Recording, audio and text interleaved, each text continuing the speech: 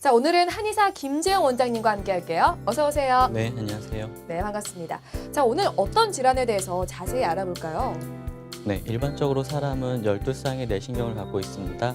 후각신경, 시각신경, 눈돌림신경, 도르래신경, 3차신경, 갓돌림신경, 얼궁신경, 속귀신경, 혀인두신경, 미주신경, 더부신경, 혀미신경인데요.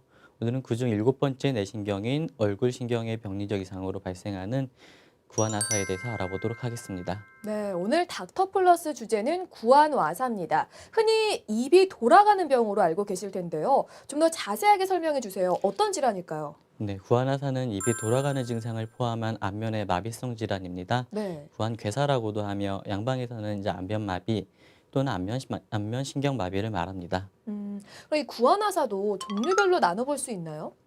네, 말초성 구안화사와 중추성 구안화사로 나눌 수 있는데요. 말초성 구안화사는 말초신경의 장애가 원인인 경우로 구안화사 중 가장 흔한 벨마비가 이에 해당됩니다. 어, 이에 반하여 중추성 구안화사는 중풍으로 인한 후유증이나 뇌종양 등 뇌의 문제로 인한 것이라고 생각하시면 됩니다. 그러니까 말초신경 장애로 인한 이 말초성 구안화사랑 뇌 문제로 인한 이 중추성 구안화사로 분류해 볼 수 있을 텐데 또 어떤 원인으로 이렇게 발생할 수 있을지 궁금해요. 네, 감염으로 인해 발생할 수도 있는데요. 네. 대상포진으로 인한 구안화사인 남세현드 증후군이 그런 경우죠. 또 어, 중이염의 후유증으로 발생할 수 있고 교통사고 등의 외상으로 인해서 발생할 수도 있습니다. 그러니까 다른 질병과 연관성이 없을 수밖에 없는 그런 질환이네요. 네, 그렇죠. 일단 중풍이나 뇌종양, 뇌출혈, 뇌염 등 그런 질환으로 인해 구안화사가 발생할 수 있고요. 네. 앞서 이야기한 것처럼 대상포진 바이러스가 슬신경정을 침범할 경우 구안화사가 생길 수 있습니다. 이 경우에는 구안화사 환자들의 귀를 살펴보면 이제 귀에 수포가 보이는 경우가 있습니다. 이 대상포진이 낫게 되면요, 이 구안화사 증상도 저절로 좋아지나요? 네, 대상포진 바이러스가 슬신경절을 침범해 구안화사가 생겼다면 이제 치료를 통해서 대상포진 바이러스 활동을 막아야 되는데요. 대상포진을 치료를 통해 바이러스 활동이 막더라도 이미 안면신경은 손상을 받은 상태이기 때문에 구안화사 증상은 시간을 갖고 치료받아야 합니다. 또 대상포진으로 인한 구안화사의 경우는 벨마비에 비해서 예후가 좋지 않습니다. 그렇군요. 그리고 혹시 그 특별한 원인 없이 구안화사가 발생할 수도 있을지 궁금해요. 네, 그렇습니다. 원인을 찾기 어려운 경우도 많은데요. 네네. 과도한 스트레스, 과로, 무리한 운동, 임신이나 출산 등으로 면역력이 떨어져 발생하는 것으로 보고 있습니다. 그렇군요. 그리고 이 구안화사는 일반적으로 겨울에 잘 발생하는 걸로 알려져 있는데 이게 맞나요? 어떨까요? 네, 한겨울에 이제 찬 바닥에 얼굴을 대고 자면 입이 돌아간다고 하는데요. 예전에는 그런 상황이 많았을 것 같은데요. 네. 또 추위로 인해 면역력이 떨어지면 구안화사가 발생할 수 있기도 하고요. 하지만 최근에 병원에 오시는 분들을 보면 그런 경우보다는 과로, 스트레스 등으로 인해 오시는 분들이 많기 때문에 음. 겨울에 더 잘 발생한다고 보기는 어려운 것 같습니다. 다만 구안화사에 걸린 분들이 겨울이 되고 찬바람이 불면 마비된 쪽이 좀 더 불편하다고 하시는 경우가 많아 그래서 겨울에는 마스크를 착용하는 등 환부가 찬 바람에 노출되지 않게 하고 양치 같은 걸 할 때도 미지근한 물로 하는 것이 좋습니다. 나이랑도 연관이 있을지 궁금해요. 혹시 나이 어린 경우에도 구안화사가 발생할 수 있을까요? 네, 가장 많이 발생하는 연령은 4, 50대로 알려져 있는데요. 네. 모든 연령에서 발생할 수 있습니다. 실제로 이제 환자 중에는 돌전의 아이나 4, 5살의 어린 아이들도 있었는데요. 네. 돌전의 어린 아이의 경우에는 이제 울 때 어머니가 봤을 때 좌우의 물습이 달라서 데리고 음. 오신 경우가 있었습니다. 그렇군요. 어린 아이한테도 발생할 수 있는 게 구안화사네요. 증상도 한번 알아볼게요. 안면 근육에 이렇게 마비가 생기면 어떤 증상이 나타날까요? 환자분들이 주로 양치할 때 물이 샌다, 식사를 네. 하는데 음식이 입 주변으로 흐른다, 눈이 안 감긴다라고 하시면서 오시는데요. 그 모든 게 안면 근육의 마비 때문에 생기는 증상입니다. 안면 근육의 마비 증상이 대개 48시간 이내 뚜렷하게 나타나는데요. 증상이 7일에서 10일까지는 치료를 받더라도 점진적으로 악화될 수 있습니다. 음. 환자분들이 많이 착각하시는 것들이 입이 왼쪽으로 돌아가며 왼쪽에 문제가 생겼다고 생각하는 경우가 많은데요. 네네. 얼굴은 이제 좌우에서 근육들이 당겨주고 있는 상태로 오른쪽 안면 근육이 마비된다면 오른쪽으로 당겨주지 못해요. 입이 왼쪽으로 치우치게 되는 것입니다. 그런데 이런 증상들이 뚜렷하게 나타나기 전에 우리가 구안화사를 알 수 있는 그런 전조 증상도 있을까요? 네, 귀 뒷부분에 통증이 생기기도 하고 두통이나 뒷목에 통증이 생기기도 합니다. 음. 어느 부위에 손상이 왔는지에 따라서 조금씩 다르지만 눈을 뜨고 감는 게 어렵고 이마 주름이 잘 잡히지 않는 증상은 기본적으로 발생하는데요. 침 분비에 이상이 생기거나 미각에 이상이 생기기도 합니다. 소리가 울리게 들리기도 하고 눈물이 많이 나오기도 하며 어지럽고 균형 잡기 어려운 증상이 생기기도 하고요. 중추성 구안화사라면 손발이 저리고 힘이 빠지고 마비가 올 수 있고요. 말이 어눌해질 수도 있습니다. 지금 말씀해주신 전조 증상들을 살펴보면 뭐 느끼는 경우도 있겠지만 보여지는 경우도 있잖아요. 근데 이렇게 보이는 모습만으로도 확진이 가능할지 좀 궁금해요. 네, 아주 초기여서 증상이 뚜렷하게 발생하지 이전인 경우와 드물지만 양측적으로 발생한 경우를 제외하고는 대부분 좌회 얼굴의 움직임을 비교해 보면은 구안화사가 발생했는지 알 수 있습니다. 하지만 구안화사가 어떤 원인으로 발생했는지 정확하게 알기 위해서는 정밀 검사가 필요할 수도 있습니다. 그렇군요. 증상이 발생하면 바로 치료를 받는 게 가장 중요할 텐데요. 혹시 이 증상이 발생하고 치료하기 전에 우리가 주의할 게 있다면 말씀해 주세요. 네, 앞서 이야기한 대로 각막의 손상을 예방하기에 안대를 착용하는 것이 좋고요. 겨울에는 찬바람이 세면 증상이 더 심해질 수 있으니 마스크를 착용하는 것이 좋고 양치를 할 때도 꼭 미지근한 물로 하는 것이 좋습니다. 그렇군요. 근데 원장님, 혹시 그 치료를 받기 전에 저절로 좋아지는 경우도 있나요? 네, 구안화사 중 가장 많은 경우인 특발성 안면신경마비라 부르는 벨마비의 경우 6, 70%는 저절로 회복이 된다고 합니다. 근데 6, 70%라는 수치는 이제 잘 좋아진다라고 할 수도 있지만 구안화사를 이제 걸린 분들이거나 아니면 그를 주로 치료하는 의료진에게는 좀 아쉬운 수치고요. 네. 구안화사가 얼굴에 생기는 증상인 특성상 적극적으로 치료해서 최대한 치료 기간을 줄이고 후유증을 적게 남길 수 있게 하는 것이 바람직하다고 생각합니다. 저절로 좋아지는 경우도 있긴 하겠지만 가장 중요한 거는 적절한 때에 적절한 치료를 받는 게 중요할 것 같습니다. 한의사 김재영 원장님과 함께 구안와사에 대해 살펴보고 있는데요. 이제는 이 치료 방법을 살펴보도록 할게요. 한방에서는 구안와사를 어떻게 치료하고 있나요? 네, 한방에서는 기본적인 치료 대부분을 적용하는데요. 한약을 치료를 통해서 과도한 스트레스, 과로, 출산 등으로 인해 떨어진 면역력을 회복하는 것을 기본으로 하고요.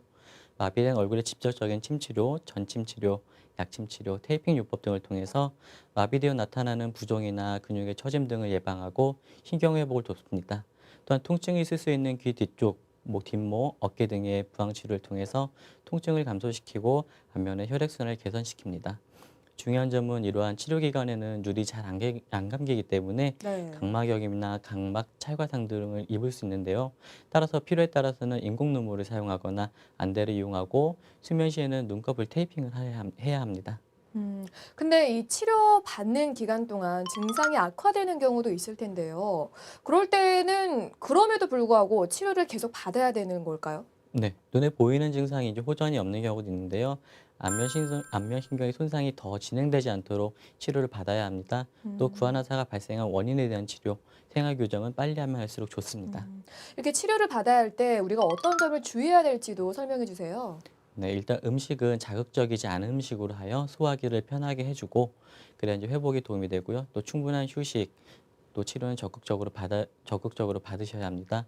또 치료 중에는 과도한 스포츠 활동을 제한하고 사우나 등을 통해 과도하게 땀을 내는 일은 도움이 되지 않고요.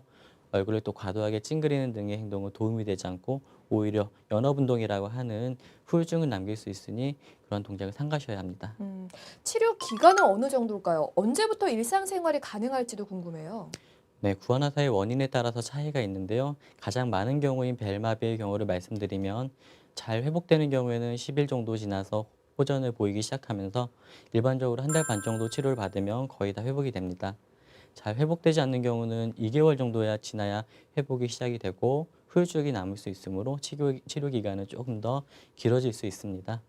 대부분 일상생활을 하면서 치료를 병행할 수 있고요. 다만 초기에 운동이나 사우나, 음주는 제한하고 충분히 휴식을 취하면서 치료를 받으시면 됩니다. 알려주신 사항들을 꼭 지켜주시는 게 효과적인 치료를 볼 수 있는 그런 방법들인 것 같습니다. 자, 그리고 이 한방 치료가 갖고 있는 장점도 살펴볼게요. 우리가 왜 마비가 있는 증상이 있는 질환들은 한방 치료가 좋다 이런 얘기들을 하는데 구체적으로 어떤 장점들이 있을지 설명해 주세요. 네, 일단 마비된 안면에 이제 직접적으로 침 치료를 하기 때문에 회복을 빠르게 도울 수 있고요. 구안화사의 원인 중 대부분을 차지하는 면역력을 회복시킬 수 있는 것 또한 큰 장점입니다. 또 구안화사는 질환의 특성상 장기간 치료가 필요한데요. 한방 치료는 장기간의 치료에도 안전하기 때문에 구안화사 치료에 더욱 적합하다고 할 수 있습니다. 안전하게 꾸준하게 치료할 수 있는 게 한방 치료의 장점인 것 같습니다. 근데 이 마비 질환들은 사실 우리가 회복이 다 돼도 후유증이 남아있는 경우가 있잖아요. 구안화사도 마찬가지일지 좀 걱정이 되네요. 네, 기본적으로 완전 마비가 온 경우는 불완전 마비가 온 경우보다 후유증이 남을 수 있다고 보는데요. 또 적절한 치료를 받지 못한 경우에도 일부 후유증이 남을 수 있습니다. 음, 마비된 상태가 남아있는 기본적으로 이제 후유증이라 볼 수 있고요. 네. 신경이 회복되는 과정에서 문제가 생기는 경우도 또 있습니다. 그러니까 후유증이 있을 수 있다라 말씀이신 건데 구체적으로 어떤 후유증이 생길 수 있을지 말씀해 주세요. 네, 밥 먹을 때나 이제 눈물이 나는 악어의 눈이라는 후유증이 있을 수 있고요. 네네. 이는 손상된 안면신경이 회복되는 과정에서 눈물샘 지배신경과 잘못 연결된 경우입니다. 또 연화운동이라는 후유증도 있을 수 있는데요. 손상된 안면신경이 회복되는 과정에서 근육의 연결이 잘못되면서 입을 움직이는데 눈이 같이 움직이는 증상이 생기는 것을 말합니다. 또 직접적인 후유증은 아니지만 이제 구안화사의 증상인 하나인 눈이 잘 안 감기는 것으로 인하여 네. 이제 눈이 외부에 과도하게 노출이 돼서 상처가 생길 수 있기 때문에 초기부터 안구의 보호를 하는 것은 중요합니다. 근데 원장님 이 후유증은 막을 수 있는 방법이 없을까요? 조기 치료가 최선일까요? 네, 후유증이 발생할 수 있는 경우 대부분 처음 신경 손상이 어느 정도 왔는지가 중요한 영향을 미치는데요. 따라서 네. 이제 환자분들이 할 수 있는 것들은 조기 치료와 적절한 생활 관리를 하는 것입니다. 그렇군요. 적절한 생활 관리, 조기 치료가 방법이다라고 말씀해 주셨는데요. 혹시 이 구안화사를 치료하고 난 후에 재발할 가능성도 있을지 궁금해요. 네, 구안화사도 재발하는 경우가 있는데요. 네. 구안화사가 한번 왔던 환자는 재발할 확률이 9% 정도로 보고 있는데요. 꽤 높은 확률이라고 할 수 있습니다. 그러니까 이게 처음 발생할 확률보다 재발할 확률이 높다란 그런 말씀이신 거죠? 네, 그렇습니다. 이미 구안화사를 겪은 분들은 더욱 조심해야 되는데요. 최근 연구 결과를 보면 20세 미만에서 발생한 구안화사 환자의 경우 재발의 확률이 더욱 높게 나왔습니다. 음, 20세 미만의 구안화사를 겪은 분들은 특히 주의해야 되고요. 또 예전에 구안화사가 발생했던 쪽으로 재발하게 된다면 예후가 더욱 좋지 않습니다.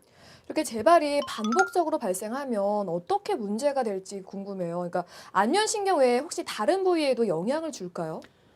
구안화사의 재발이 이제 반복하게 되면 이제 회복이 처음 발생했을 때보다 느리게 되고요. 네. 후유증이 남을 확률이 높습니다. 또 구안화사는 얼굴에 생기는 증상이기 때문에 반복적인 발생으로 인해 환자가 스스로 남 앞에 나서는 것을 꺼리게 되고요. 음. 결국 사회활동이 위축되고 심하면 대인기피증이나 우울증까지 생기는 문제를 가져올 수 있습니다. 그러니까 재발을 막기 위해서 정말 최선을 다해야겠네요. 치료 후에도 노력하는 게 중요할 것 같은데요. 하지만 가장 중요한 거는 처음부터 걸리지 않는 거겠죠. 이 구안화사를 막으려면 우리가 어떻게 해야 될지 예방법 좀 말씀해 주세요. 네, 과도한 스트레스와 과로를 피하는 게 가장 중요하고요. 피로감을 느끼시면 충분한 휴식을 취해 주셔야 합니다. 또 목, 어깨 등의 스트레칭을 평소 충분히 하는 것이 좋고요. 추운 날에는 스카프 등을 이용해서 뒷목을 보여주는 것도 도움이 됩니다. 또 중풍이 발생하지 않도록 평소 건강 관리를 잘 하시고 중이염이 발생하면 적절한 치료를 받아서 합병증으로 구안화사가 생기지 않게 예방해야 합니다. 또 외상으로 구안화사가 발생할 수도 있으니 안면이나 두부를 다치지 않도록 조심해야 합니다. 알겠습니다. 자, 건강보험 심사평가원 통계에 따르면요. 2014년에 구안화사로 인해 한의원 등 의료기관에 내원한 환자 수가 19만 5,977명이고 또 지출 진료비는 약 580억 원에 달한다고 합니다. 이 수치는요. 2011년과 비교해 봤을 때 환자 수는 3%, 지출 진료비는 18% 이상 증가한 수치라고 하는데요. 그만큼 정말 환자 수도 늘어나고 있고 중증도도 심해지고 있다라고 보시면 될 것 같습니다. 단순히 이 구안화사를 입이 돌아가는 병이다라고 생각하지 마시고요. 발생이 될 것 같다라는 생각이 드신다면 바로 가셔서 치료를 받는 게 가장 중요할 것 같습니다. 자, 닥터플러스 여기까지입니다. 원장님 고맙습니다. 네, 감사합니다.